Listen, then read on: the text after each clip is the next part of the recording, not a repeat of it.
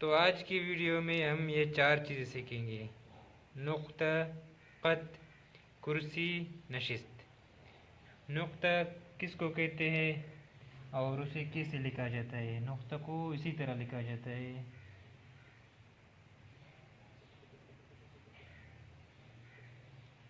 اس طرح۔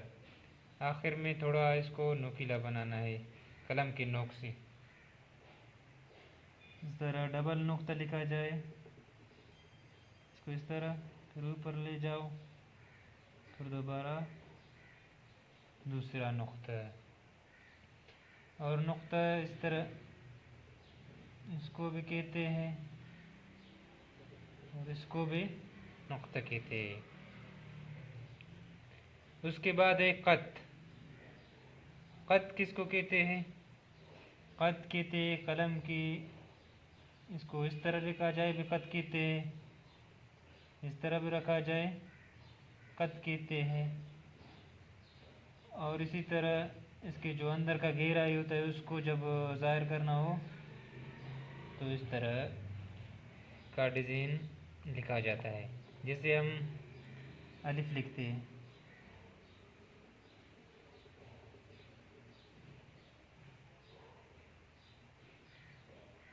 تو یہ الف کتنا خط ہو گیا؟ ایک خط، دوسرا خط، تیسرا خط۔ الف ہمیشہ 3 خط کا ہوتا ہے، 3 خط کا بنانا چاہیے۔ تقریباً خط تمہیں سمجھ میں آ گیا۔ یہ جو اس کا گہرائی ہے یہ اس کو بتایا جاتا ہے۔ کرسی، کرسی جیسے نون جیسے حرف ہوتے ہیں، مطلب لام، صاد کا جو آخر والا حصہ، نون، اس طرح کے الفاظ کے لیے ان کو کرسی بولا جاتا ہے۔ جیسے دیکھنا،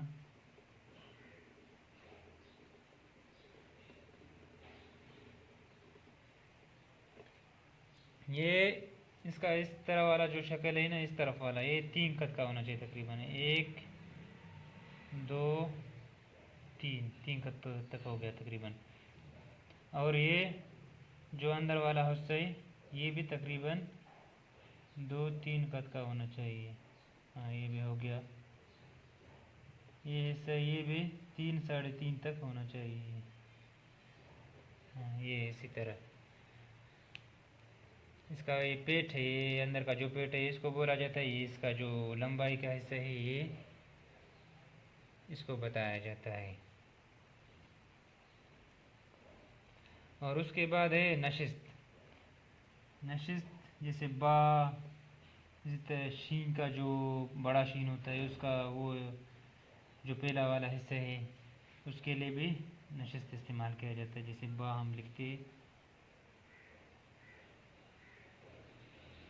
اس کے بعد یہ نشست ہوتا ہے۔ نشست بھی میں کہتے بیٹھنا، یہ با، یہ یہاں سے آگے آ گیا، یہاں سے نشست ہو گیا، پھر وہاں سے دوبارہ اٹھ گیا۔ امید ہے کہ آپ لوگوں کو یہ 4 چیزیں تقریباً سمجھ آ گئے ہوں گے۔